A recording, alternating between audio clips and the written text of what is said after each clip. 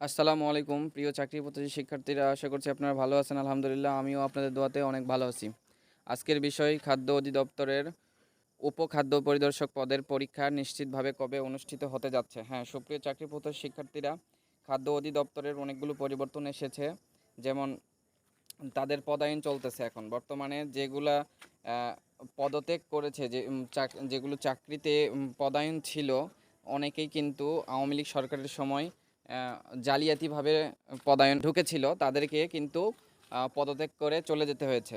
So যারা legally ঢুকেছিল চাকরিতে, তারা পদায়ন পেয়ে কিন্তু চাকরিতে বড় বড় পোস্টে পদায়ন করতেছে তারা। তো এরকম শুধু একটি দপ্তরে এমন না, বাকি অনেক দপ্তরেই কিন্তু এরকম পরিবর্তন লক্ষ্য করা যাচ্ছে। তো চাকরিতে বিভিন্ন বিভিন্ন অধিদপ্তরে এইরকম পরিবর্তন লক্ষ্য করা যাচ্ছে। তো এবার চাকরিতে সুনিশ্চিতভাবে স্বচ্ছভাবে নিয়োগ সম্পন্ন করবে খাদ্য অধিদপ্তর, এমনটি আশা করা যাচ্ছে। যেহেতু এর আগেও আমরা দেখেছি সচিব সচিব ছিল, সচিব যিনি ছিলেন তিনি পদত্যাগ করে চলে গিয়েছিল, তাকে আবার হচ্ছে আনা হয়েছে। আর মহাপরিচালককে দিয়ে শুধুমাত্র এই দপ্তরটি চালানোর কথা রয়েছিল, কিন্তু তাকে আবার নিয়ে আসা হয়েছে।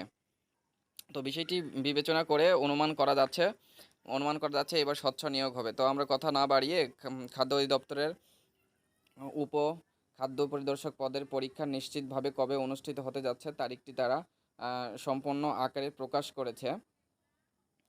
4 অক্টোবর, অর্থাৎ 4 অক্টোবর রোজ শুক্রবার পরীক্ষা তারা নিবে, এমনটি খাদ্য অধিদপ্তর অফিসিয়ালিভাবে তারা জানিয়েছে। অনেকেই বিষয়টি সম্পর্কে আমাকে বারবার বলে থাকেন যে অফিসিয়ালি মিটিং হয়, শুধু আপনি জানেন কিভাবে, আপনাকেই সব কিছু বলে যায়। বিষয়টি সম্পর্কে এই বিষয়ের উত্তরটি আপনাদের কাছেই রয়েছে। বিষয় হচ্ছে, খাদ্য অধিদপ্তরে বা বিভিন্ন দপ্তরগুলোতে কিন্তু তারা প্রথম প্রাথমিক অবস্থায় মিটিং করে থাকে। মিটিংয়ের পরে কিন্তু তারপরে সিদ্ধান্ত গ্রহণ করে। মিটিংয়ে সবাই মিলে বসবে, বসার পরে কবে পরীক্ষা নেওয়া যায়, কবে পরীক্ষা নিলে ভালো হবে, কেন্দ্র বুকিংয়ের বিষয়গুলো থাকে, অ্যাডমিট কার্ড প্রকাশের বিষয়গুলো থাকে। সব বিষয়গুলোই কিন্তু একটি দপ্তরের চিন্তা করতে হয়।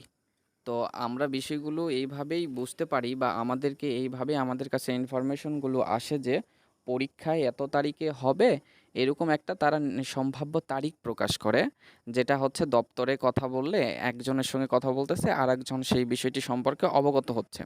তো সেইখান থেকে আমরাও বিষয়গুলো সম্পর্কে অবগত হয়ে থাকি।